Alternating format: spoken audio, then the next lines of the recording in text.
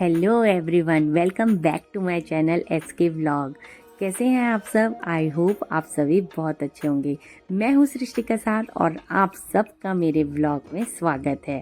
जैसे कि आप सब ने लास्ट व्लॉग में देखा कि हम जा रहे थे पुणे टू लवासा, तो मैंने आपके साथ शेयर किया था travelling blog from Pune to Lavasa, और साथ में मैंने शेयर किया था कि आप यदि लवासा विजिट कर रहे हैं तो पुणे टू लवासा के रूट में आप कौन कौन से प्लेसेस हैं जो विजिट कर सकते हैं। तो अभी हम लवासा सिटी के एंट्रेंस से अंदर आ चुके हैं और ये जो हम लेन में जा रहे हैं ना, यहाँ से सिटी के मेन गेट से सिटी तक की डिस्टेंस है अराउंड 7 to 8 किलोमीटर। और ये जो लेन है आप इसको वाटरफॉल लेन भी कह सकते हैं, क्योंकि इस लेन में ना पूरे लेफ्ट हैंड साइड में कंटिन्यूसली आपको वाटरफॉल देखने को मिलने वाले हैं।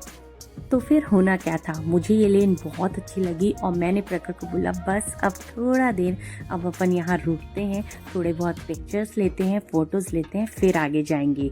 तो ये एरिया मुझे बहुत अच्छा लगा और आप देखिएगा मेरे वीडियो में आगे मेरे पीछे यहाँ पे बादल उड़ते हुए भी आपको दिखेंगे।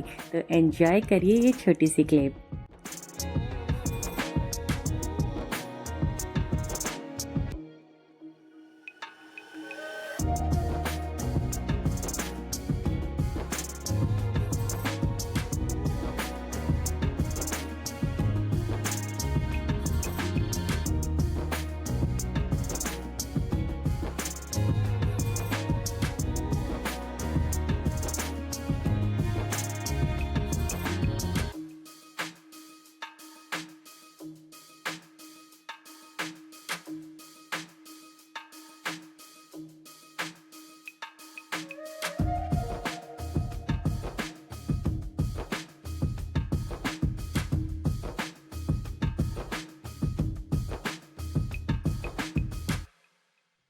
और ये देखिए, मैंने आपको अभी बताया ना कि इस पूरी लेन में वाटरफॉल हैं। तो ये देखिए, यहाँ से पूरी लेन में हमको वाटरफॉल मिलते रहे और जैसे जैसे रेन ज़्यादा होगी ना तो इनका फ्लो और भी ज़्यादा बढ़ जाता है। तो अभी रेन कम हो रही थी और उसके वजह से वाटर का फ्लो था ना जो वाटरफॉल में वो थोड़ा कम था, बट इतना सुंदर नज़ारा था चारों ओर का कि इतना अच्छा लग रहा था बस ये रोड ख़त्म ना हो और हम ऐसे ही आगे चलते रहें।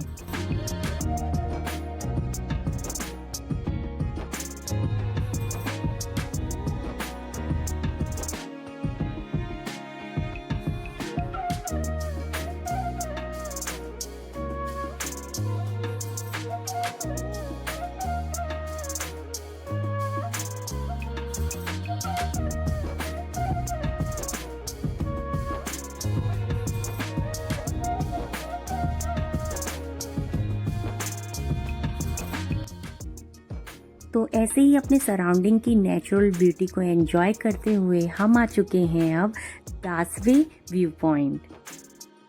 इसे ना लवासा सिटी व्यू पॉइंट भी कहा जाता है, क्योंकि यहाँ टॉप से ना पूरी लवासा सिटी बहुत ही अच्छे से विजिबल है। और आप देख सकते हैं कि यहाँ नीचे एक ब्रिज दिख रहा है, तो वो सब मैं भी विजिट करने वाली हूँ, वो सब हम एक्सप्लोर करेंगे और साथ में आपको भी ये सब मैं दिखाऊंगी। और नीचे आप देख सकते हैं लेक भी दिख रहा है और पूरी लवासा सिटी यहाँ से दिख रही है। तो मैंने आपको अपने लास्ट व्लॉग में बताया था कि जो लवासा है वो एक प्राइवेट हिल स्टेशन है और ये जो पूरी सिटी है वो हिल्स में बनी हुई है, मीन्स माउंटेन्स में बनी हुई है। तो ये व्यू देख के आपको ये बात समझ भी आ रही होगी कि जो यहाँ पे आपको फ्लैट्स, अपार्टमेंट्स, ये सब जो दिख रहे हैं ना, बिल्डिंग्स जो दिख रही हैं वो पूरे हिल्स में बनी हुई हैं। तो ये जो लवासा सिटी है वो 20,000 एकड़ के एरिया में बनी हुई है और ये अपने नेचुरल व्यू, अपनी सराउंडिंग के नेचुरल व्यू के लिए भी फेमस है। तो अब देखिए, अभी जो मैंने टॉप से आपको ओवरब्रिज बताया था वो ब्रिज अभी हम आ चुके हैं और ये वो पूरा व्यू है लवासा लेक का। और पीछे आप देख सकते हैं पूरी सिटी यहाँ से विजिबल है। तो ये है लवासा लेक और यहाँ पे ना इतनी ग्रीनरी थी और साथ में वाटर भी था, तो बहुत अच्छा लग रहा था। और यहाँ पे ना बहुत रश भी रहता है। हम जब यहाँ पे आए थे तो बहुत भीड़ भी थी, बट थोड़ी देर बाद वो एरिया खाली हो गया था, तब हमने ये वाला क्लिप शूट करवाया था।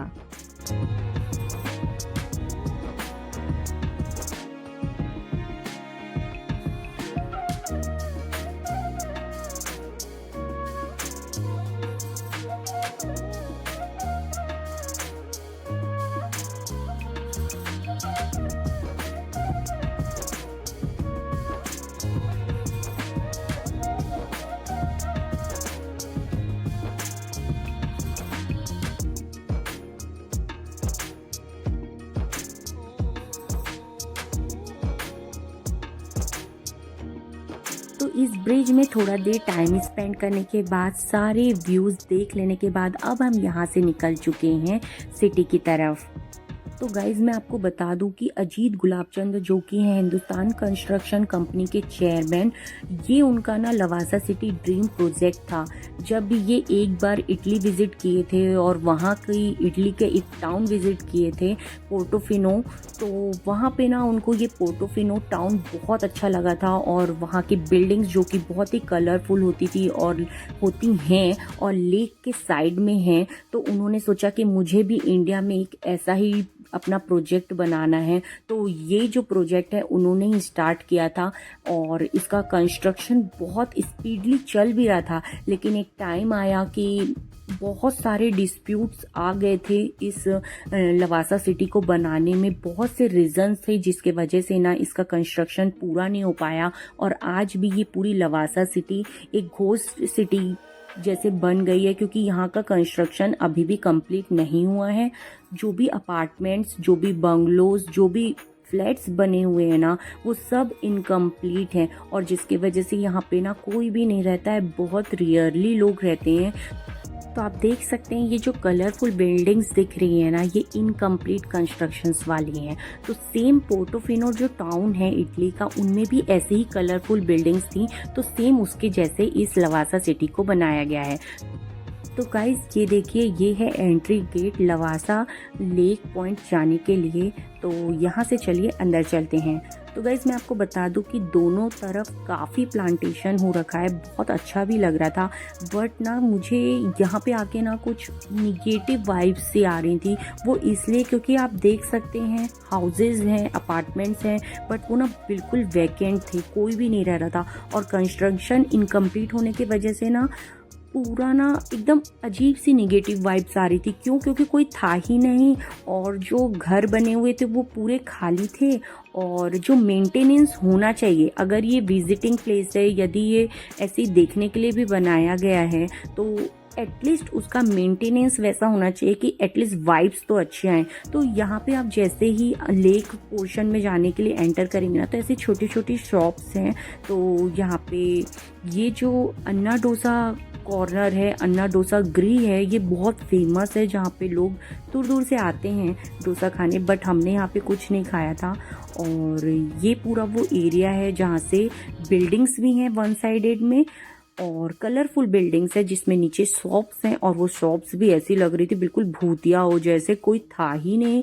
बहुत ही नेगेटिव वाइब्स आ रही थी और एक्चुअली हो क्या रहा था, रेन इतनी ज़्यादा हो रही थी जिस दिन हम गए थे, तो बिल्कुल डलनेस थी। अगर शायद हम ये समर में यहाँ पे आते ना, तो ये जो कलर्स हैं बिल्डिंग के वो पॉप ऑफ होते, बट अभी वो रेन की वजह से पूरी इतनी डलनेस थी एरिया में, तो मुझे तो कुछ ऐसा खास अच्छा लगा नहीं यहाँ पे। बाकी सबकी अपनी अपनी फीलिंग्स होती हैं, तो आप देख भी सकते हैं कि कितना यहाँ पे डलनेस लग रही है।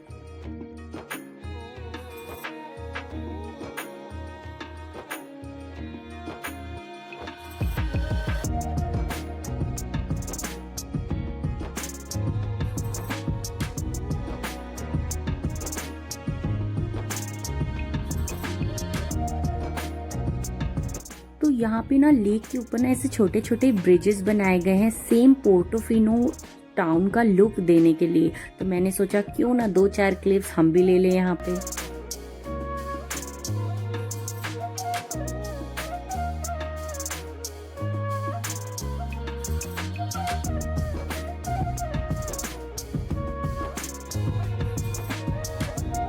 और ये देखिए, जैसे कि आपको तो पता ही है कि यदि मैं वीडियो बनवा रही हूँ तो किया को भी वीडियो बनवाने होते हैं सेम मेरे जैसे। तो वैसे भी किया यहाँ के काफ़ी एंजॉय की, क्योंकि उसको ना ऐसे नेचुरल प्लेसेस जाना बहुत पसंद है और मॉर्निंग में हम उठ के कहीं जा रहे हैं तब तो उसे और भी अच्छा लगता है, तो उसने यहाँ आके काफ़ी एंजॉय किया।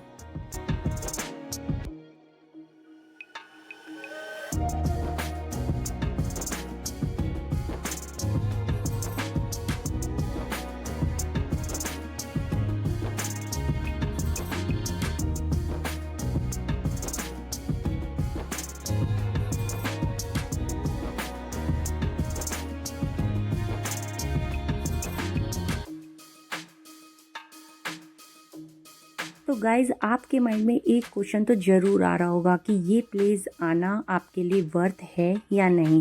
तो गाइज मैं आपको बता दूं कि यदि आप पुणे में रहते हैं और पुणे से यहाँ आ रहे हैं तब तो ये प्लेस आपके लिए आना वर्थ होगा, क्योंकि जब भी हम कहीं जाते तो अपनी फैमिली साथ में होती है, तो फिर कहीं भी बाहर निकलो तो एन्जॉयमेंट तो हो ही जाता है। और यहाँ पे ना एक्चुअली कई लोग ना प्री वेडिंग शूट के लिए भी आते हैं, मतलब एक दो ही जगह ऐसी मुझे लगी जहाँ पे आप फोटोज़ वगैरह क्लिक करवा सकते हैं, उतनी ज़्यादा प्लेसेस तो है नहीं। तो 1 डे की ट्रिप के लिए this place is best. But यदि आप कोई अदर सिटी से आने के लिए प्लान कर रहे हैं तब तो ये बिल्कुल भी वर्थ नहीं होने वाला है। तो गाइज यहाँ पे ना लेक साइड एरिया में आने के लिए स्टेयर्स बनी हुई हैं और वहीं पे लोग फ़ोटोशूट कराते हैं। तो मैंने भी यहाँ पे 1-2 क्लिप्स निकलवाए थे, तो आप एंजॉय करिएगा ये व्यू।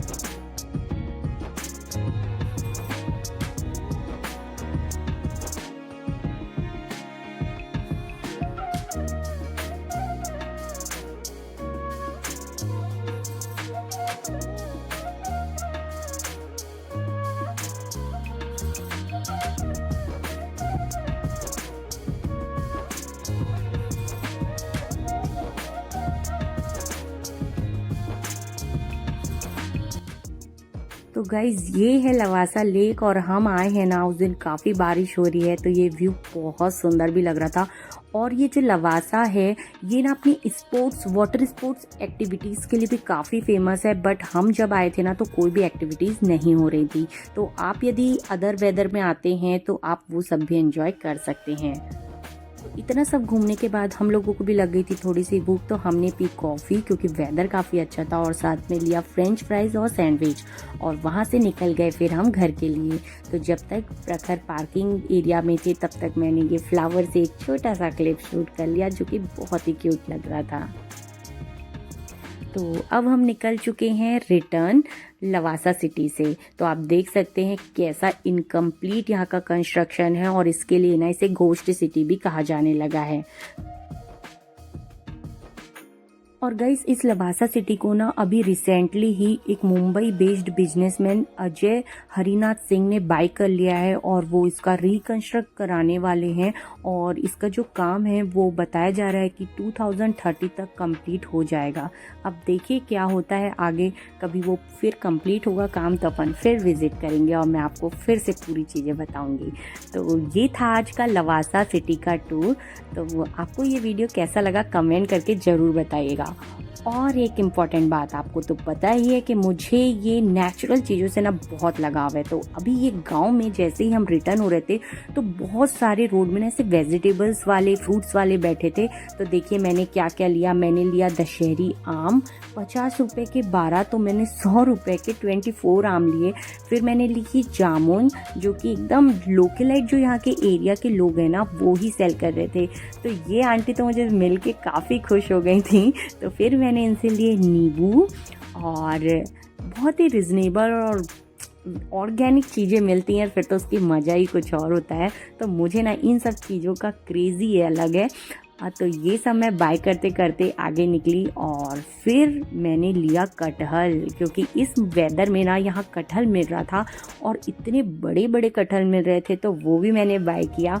तो वो शॉप वाले अंकल का मैं वीडियो लेना तो भूल गई, आपको मैं घर जाके दिखाती हूँ कि मैंने कितने का कटहल कितने में लिया। तो ये देखिए मैंने मैंगोज़ वॉश कर लिए हैं, और एकदम ये उनके घर के पेड़ के ही मैंगो थे इसलिए उनका कलर थोड़ा ऐसा है। साथ में मैंने ली थी जामुन। हमारे यहाँ ना ये 100 रुपीज़ पाव मिलती है, बट ये मेरे को 50 की हाफ केजी दे। ये देखिए मैंने लिया कटहल, ये है 4 केजी का, और ये मुझे मिला था सिर्फ 70 रुपीज़ में। तो ये सब शॉपिंग करने के बाद ना मेरी जो ट्रिप है वो तो और भी अच्छी हो जाती है। तो आज का ये व्लॉग अब हम यहीं फिनिश करते हैं। आपको ये मेरा व्लॉग कैसा लगा कमेंट करके ज़रूर बताइएगा। मिलेंगे हम फिर से एक न्यू व्लॉग के साथ, तब तक के लिए बाय एंड टेक केयर।